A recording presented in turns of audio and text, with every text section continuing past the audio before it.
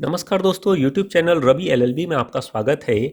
आज के वीडियो में हम भारतीय संविदा अधिनियम 1872 के महत्वपूर्ण टॉपिक क्षतिपूर्ति की संविदा कॉन्ट्रैक्ट ऑफ इंडेमनिटी के विषय में जानकारी देने वाले हैं, जो संविदा अधिनियम की धारा 124 और 125 में बताया गया है। और ये वीडियो बहुत ही महत्वपूर्ण है क्योंकि इससे संबंधित क्वेश्चन आपको LLB, LLM, PCSJ, net, GRF सहित तमाम स्टेट के जुडिशरी के एग्जाम में पूछे जाते हैं। तो वीडियो को बहुत ध्यान से देखिए और यदि अभी तक आपने हमारे चैनल को सब्सक्राइब नहीं किया है तो चैनल को सब्सक्राइब कर लीजिए और बेल नोटिफिकेशन को प्रेस कर लीजिए ताकि आने वाले नए वीडियो मिले आपको सबसे पहले। तो आइए शुरू करते हैं। क्षतिपूर्ति की संविदा की परिभाषा, definition of contract of indemnity.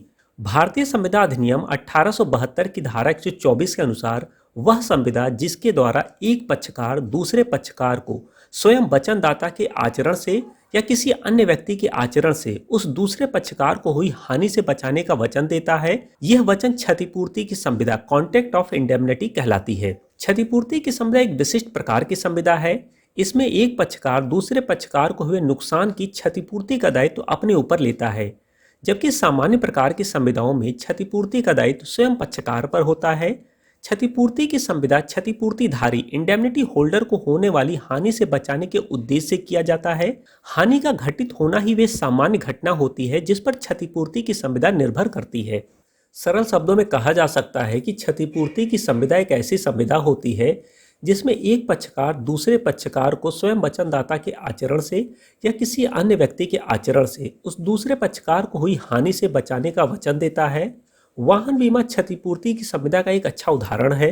अग्नि बीमा, समुद्री बीमा आदि संविदाएं इसी प्रकार की संविदाएं होती हैं। क्षतिपूर्ति की संविदा में दो पक्षकार होते हैं। एक होता है क्षतिपूर्तिकर्ता, इंडेमनीफायर। ये वो व्यक्ति होता है जो हानि से बचाने का वचन देता है, उसे क्षतिपूर्तिकर्ता, इंडेमनीफायर कहते हैं इंग्लिश में। दूसरा पक्षकार होता है क्षतिपूर्तिधारी, जिसे इंग्लिश में हम इंडेमनिटी होल्डर कहते हैं। ये वो व्यक्ति होता है जिसको हानि पूरित का वचन दिया जाता है, अर्थात जिसकी हानि से रक्षा होती है, उसे क्षतिपूर्तिधारी कहते हैं। क्षतिपूर्ति की संविदा को समझने के लिए निर्णित वादों को समझना बहुत जरूरी है, क्योंकि इससे हम क्षतिपूर्ति की संविदा को बहुत आसानी से समझ सकते हैं। और इसमें जो सबसे महत्वपूर्ण वाद है, एडम्सन वर्सेस जॉर्विस का केस है।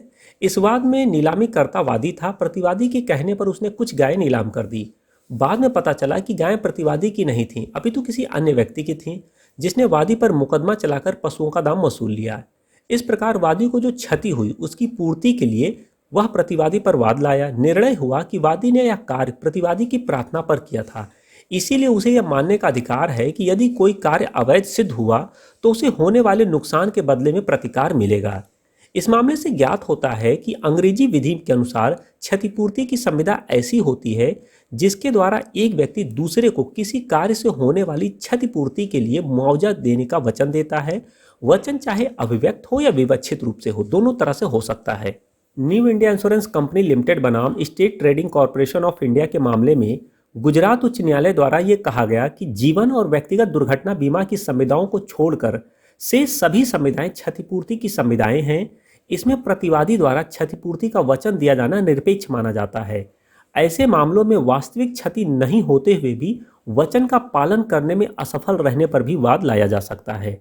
स्टेट बैंक ऑफ इंडिया बनाम प्रेमदास के मामले में दिल्ली उच्च न्यायालय द्वारा अभिनिर्धारित किया गया कि किसी व्यक्ति अथवा गारंटर द्वारा किसी ऋण के बाबत गारंटी देकर गारंटी विलेख पर हस्ताक्षर करना क्षतिपूर्ति की संविदा है। क्षतिपूर्ति की संविदा के संदर्भ में श्याम सिंह बनाम मैसूर सरकार के वाद में उच्च न्यायालय द्वारा महत्वपूर्ण निर्णय दिया गया।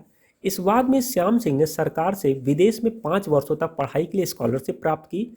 स्कॉलरशिप में शर्त थी कि वापस लौटकर आने पर 6 वर्षों तक सरकारी सेवा में कार्य करना होगा। श्याम सिंह ने वापस लौटकर सरकारी सेवा में कार्य नहीं किया। उच्च न्यायालय ने निर्णय दिया कि श्याम सिंह द्वारा सरकार को क्षतिपूर्ति देनी होगी। इस प्रकार से इन तथ्यों से निष्कर्ष निकाला जा सकता है कि एक व्यक्ति दूसरे व्यक्ति को किसी कार्य से होने वाली क्षतिपूर्ति के लिए अभिव्यक्त या विवक्षित रूप से वचन देता है। क्षतिपूर्ति की संविदा के आवश्यक तत्व। 2 सक्षम पक्षकार।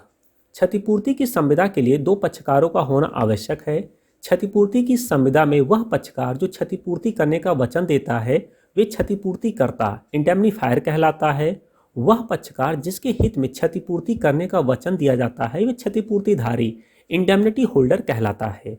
हानि से रक्षा का वचन। क्षतिपूर्ति की संविदा का दूसरा आवश्यक तत्व हानि से बचाने का वचन है। जिसके अंतर्गत क्षतिपूर्तिकर्ता क्षतिपूर्तिधारी को होने वाली हानि से बचाने का वचन देता है। इसी वचन के आधार पर क्षतिपूर्ति की संविदा का निर्माण होता है। ऐसा वचन अभिव्यक्त या विवक्षित रूप से हो सकता है। उदाहरण के लिए बी से ए संविदा करता है कि वह उसकी उस हानि या क्षति को पूरित करेगा जो उसे सी द्वारा बी के खिलाफ वाद चलाने पर 200 रुपये तक की होगी।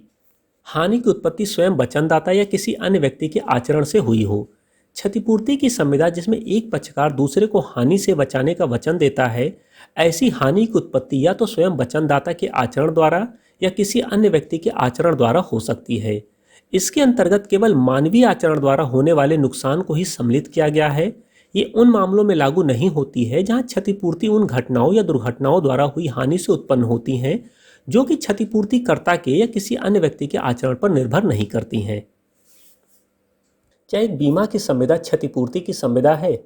बीमा की संविदा क्षतिपूर्ति की संविदा की परिधि में नहीं आती है। बीमा की संविदाएं सम्मिश्रित संविदा का एक उदाहरण है। अब तक के अध्ययन से स्पष्ट है कि क्षतिपूर्ति की संविदा में केवल ऐसी हानियों से बचाने का वचन होता है जो प्रतिज्ञाकर्ता के आचरण से या किसी अन्य व्यक्ति के आचरण से पैदा होती हैं। इस प्रकार की क्षतिपूर्ति की संविदा में केवल मनुष्य के आचरण से उत्पन्न होने वाली हानि से बचाने का वचन दिया जाता है। मनुष्य के आचरण से भिन्न तरीके से होने वाली हानि से बचाने का वचन सम्मिलित नहीं है। उदाहरण के लिए अग्नि से होने वाली हानि से बचाने का वचन क्षतिपूर्ति की संविदा में सम्मिलित नहीं है। इसी प्रकार बीमा की संविदा भी क्षतिपूर्ति की संविदा की श्रेणी में नहीं आती है, बल्कि धारा 31 में परिभाषित सम्मिश्रित संविदा की श्रेणी में आती है। क्षतिपूर्ति की संविदा सम्मिश्रित संविदा होती है। ये सदा विश्वास पर आधारित होती है। इसमें क्षतिपूर्तिधारी वास्तविक क्षति की पूर्ति कराने का हकदार होता है, न कि अनुबंधित संपूर्ण राशि पाने का हकदार है। क्षतिपूर्तिधारी के अधिकार, राइट ऑफ इंडेमनिटी होल्डर। भारतीय संविदा अधिनियम 1872 की धारा 125 में क्षतिपूर्तिधारी के अधिकार को बताया गया है। धारा 125 के अनुसार क्षतिपूर्तिधारी को निम्न अधिकार दिए गए हैं। सभी नुकसानी पाने का अधिकार। संविदा के शर्तों के अधीन कोई भी ऐसे नुकसानी जिसे देने के लिए क्षतिपूर्तिदाता अपने दायित्वाधीन बाध्य हो। सभी खर्चे, उस करार से संबंधित कोई वाद खर्च या अन्य युक्तियुक्त खर्च भी क्षतिपूर्तिदाता प्रदान करेगा। समझौते के अधीन धनराशि। संविदा से संबंधित किसी समझौते के निबंधनों के अधीन दी गई धनराशि जो युक्तियुक्त हो। इस प्रकार से उक्त 3 प्रकार के खर्च संबंधित या क्षति संबंधित धनराशि क्षतिपूर्तिधारी क्षतिपूर्तिदाता से प्राप्त कर सकता है। उम्मीद करते हैं आपको हमारा वीडियो पसंद आया होगा। यदि वीडियो पसंद आया तो लाइक करें, शेयर करें, कमेंट करें। और यदि अभी तक आपने हमारे चैनल को सब्सक्राइब नहीं किया है तो चैनल को सब्सक्राइब कर लीजिए और बेल नोटिफिकेशन को प्रेस कर लीजिए ताकि आने वाले नए वीडियो मिले सबसे पहले। तो मिलते हैं एक नए वीडियो में, तब तक के लिए नमस्कार।